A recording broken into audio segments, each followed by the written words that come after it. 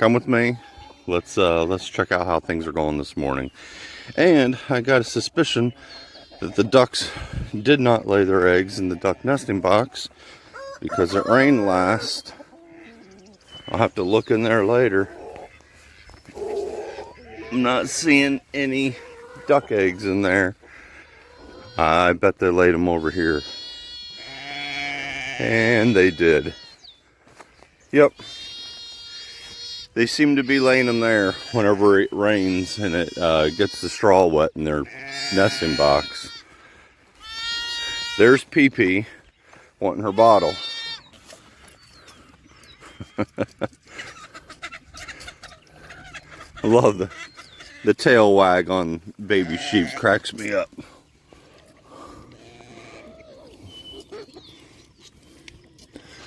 There's the rest of them this morning. So I think they're all doing well. We're going to be moving them later today. Typically we do all of our moves in the morning, but boys have got some stuff where they're out early, and we're just going to have to push it till the evening. So everything's getting fed this morning, but nothing's getting moved until later in the day.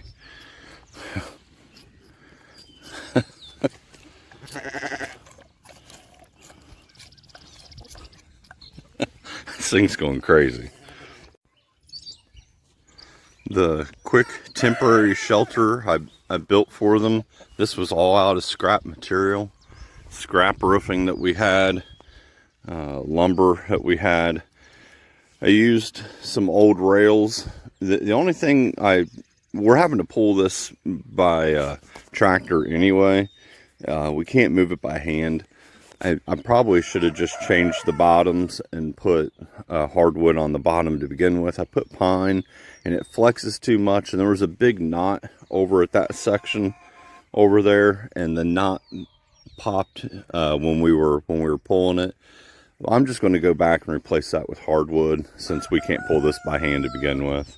But it is working, and all the rain we're getting, they are able to get out underneath the rain a little bit.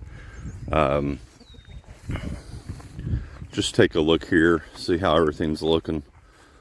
All the baby lambs are getting a lot bigger.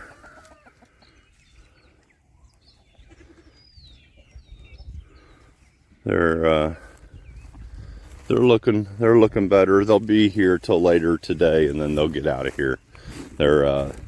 They've eaten down a good portion of the better grasses here. This little goat kid cracks me up. Gets on top of this mineral sled all the time. He plays on it constantly. It's got some cute markings. The kind of the black at its hooves and its eyebrows. If it would stay still, it's got some cool eyebrows. Oh yeah.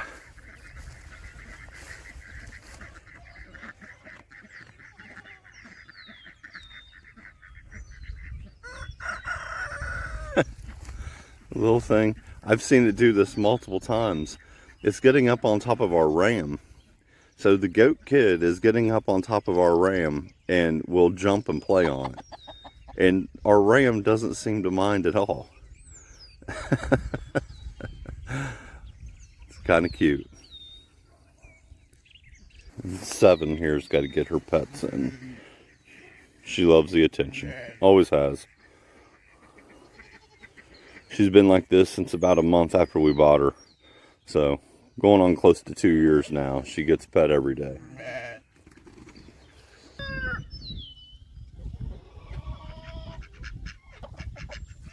So, things that just got completed. Cleaned out the nesting boxes, the rollaway nesting boxes. We take their nesting pads out, shake them out every day. Sometimes they have a lot of manure in them, sometimes they're perfectly clean, but we clean them out every day. We also dump the water reservoirs, that way the water's more fresh every time.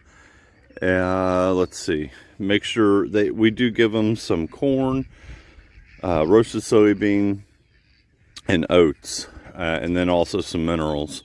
But we make sure that they've got some of that available to them.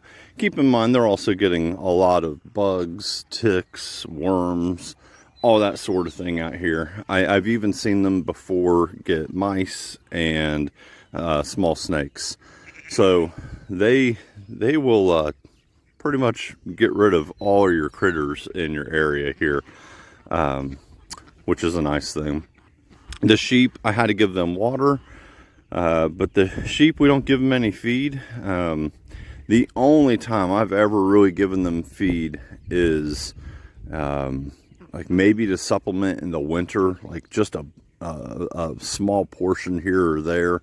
And then if we ever need them to follow us, they will follow us if we have corn. But that is such a small percentage, like very, very, very low odds that we ever give them any feed. Their feed is their grass, and they do very well on that. So they're a ruminant. We keep them as a ruminant. We keep them eating grasses. But that's kind of the morning chores at this section. But it's just hard to do some of that stuff one-handed. I might have to get a GoPro in the future. I can't do all the stuff there all at one time. And of course, the dog's on alert, watching everything. Dixie on the left, Duke on the right, Great Pyrenees mixes. They're really good guard dogs around here. So now moving back towards the barn greenhouse area. Got the pigs to check on, see how they're doing. Cute little things. After carrying them out here yesterday, they're not so little. These things are hefty, chunky. They're definitely solid, that's for sure. I wouldn't want to carry them by hand much bigger than this right here. I've done it before. I don't like doing it, but they weigh quite a bit already. Probably in the 50-60 range, somewhere thereabout. It's not so bad to carry that much weight until it's squealing and kicking and going insane.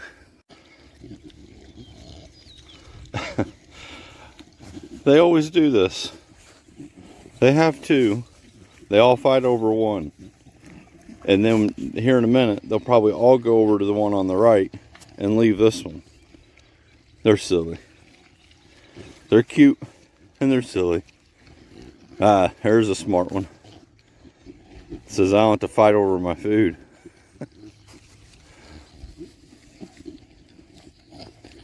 Maybe I should intervene.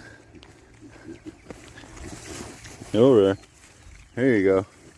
Split you all up. Hey, it worked. That worked better than I thought.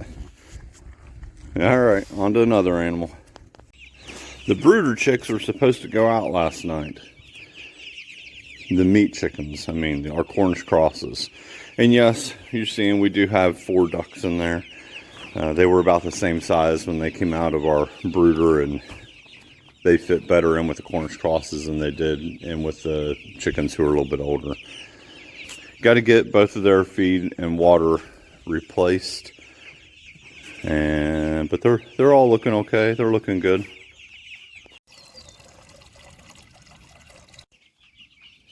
Okay, so the water's done, feed's done, and then you also see that big pile of fresh grass and clover. Throw all that in there as well. They'll eat pretty much all that grass down over the course of the day.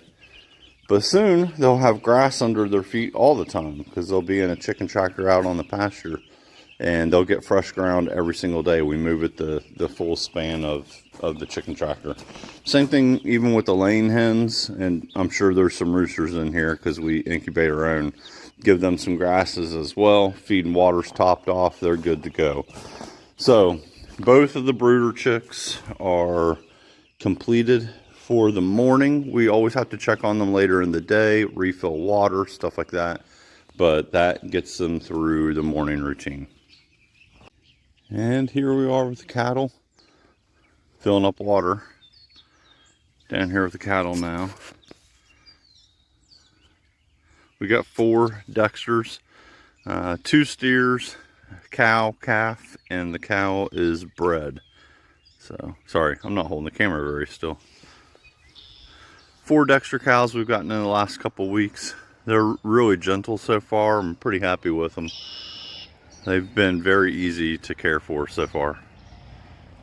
So our pastures, because we had to take some time off in this low area because of some flooding, with this paddock, only about 2/3 of it has been touched since, what would that be, like last November?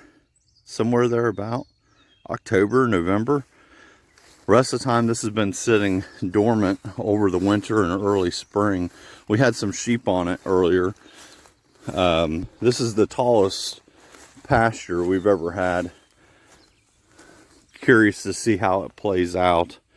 They've we did have to, we've always had this problem spot right there. I'm using my using one of our fence posts, but it runs down.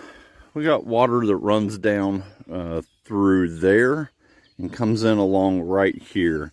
Well, there's this pretty big ditch drop spot. Just use my pointer. It's right down there, and to me, it's kind of like the weak point in the fence line. It's kind of like the any Lord of the Rings fans from the Two Towers, where the water area is the weak spot. The grate where the water is where they blow it up to get into Helm's Deep. That's kind of what that spot is right there. I'm a Lord of the Rings fan. I don't know. Let me know if you are as well. But basically, the ditch had gotten where it had bottomed out a little bit. So the reason why I say that's the weak spot is because that's where like a coyote could get underneath that fence and get through. So, sorry, I'm awful with the camera. But what my oldest and I did yesterday, and this is very temporary and pretty shoddy work, to be honest. We didn't have much time. We were really rushing, and we were just like, how can we block this off? This is not how I intend for it to stay. It may stay this way for a little bit out of necessity, but this is not a good system. We're going to have to come back down here and do better. But essentially, we tried to get it out here to where the ditch is pretty much level with the ground. And then you can see from here, it really kind of deepens. We're going to have the baby lambs down here soon. And my oldest was worried about this ditch being so deep and there's a lot of holes in it. He was worried a lamb would get down in this. My intent was just to blockade directly underneath the fence and create a permanent fence structure underneath that so that critter like coyotes couldn't get into our paddock or our animals couldn't get out. But my son had a better idea. I think a better idea. He was just worried that we might get an animal with a broken leg or something like that in this section, because it's deceiving. It gets really deep in there. So he's probably right. I'm going to err on the side of caution, and we're just going to petition off this little section so we don't have our own livestock getting down in there and having issues. So, but this was just, this is not even tight. We didn't stretch it. We literally just put it up by hand and wire tied it. Just as a deterrent. These Dexter cows aren't going to go after this fence. Like, there's no reason for them to want to go in here when they've got all this grass right here. Now, I know they don't always follow logic, but they've been really calm and easy. Pretty pleased with them so far. So, you see, we're doing 3 fences, or three lines. Doing that because of the calf. The calf was not trained on electric. It had never been on electric before we bought it. So we did 3 lines, and I wasn't intending for my boys to do this. They brought the mower down here yesterday and cleared a path. We do that when we have the sheep down here, but I wasn't necessarily worried about it with the cattle. The only reason we do it with the sheep is because when we have the lambs, we're going to have to put a line on that very bottom spot. And if we don't take the mower or a weed eater, it gets in the grasses too much, and it doesn't create a very good, you don't get good voltage. So it's always easier if you can keep it clear, which I've got some work to do around here to clear out our line a little better. Especially, I mean, just the height of our grasses right now is crazy. So, but you know, from a biodiversity, I don't know if that's the right word or not, but from an ecological standpoint, you know, the cattle come in here, they're going to eat the taller stuff, they're going to eat the leaves from higher up on the plant, and they're also going to trample some down. Now, we did some of this ourselves because we had the mower down here yesterday. They're going to trample some down. So the material, the grasses that get trampled down into the dirt and then manure falls on them, that ends up helping improve our organic matter in the soil. Our organic matter will improve over time. They eat just the top third. They don't eat, let's see, they don't eat this. It's not coming in very well. They're eating the grasses down in here, but they're not going all the way to the ground. They're eating the top half of the plant. Here, you can see where they've snapped it off there. They're eating up high. They're not putting their nose all the way, their mouth all the way down to the ground. They're eating up high. And what we'll do, we'll keep them here.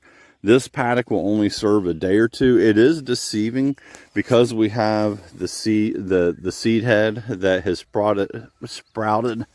You know, you got this tall stem. They're not eating this.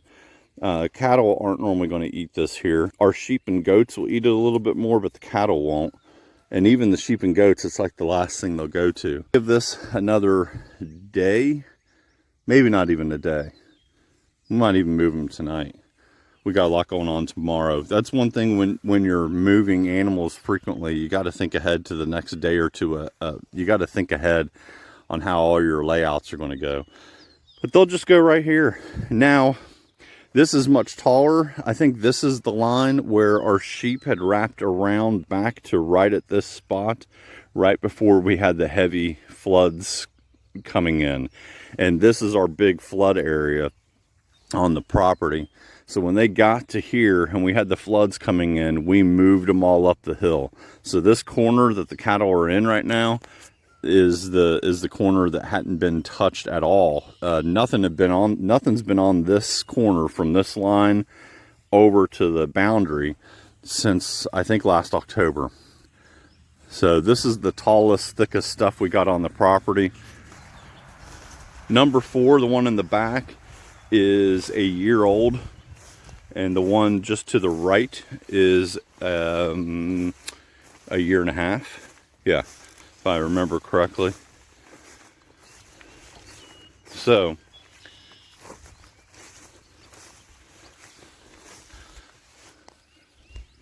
yeah, they've been nice. They don't have that much of a rear end on them. They need to fill out on the hind end. But you know, they've got some work to do. They got some conditioning to put on. They're not where I want them yet, but we're going to get them there. We continue with this method. We continue getting them good minerals and a lot of fresh water with heavy grazing like this. They'll be up in the condition we want them in before we know it.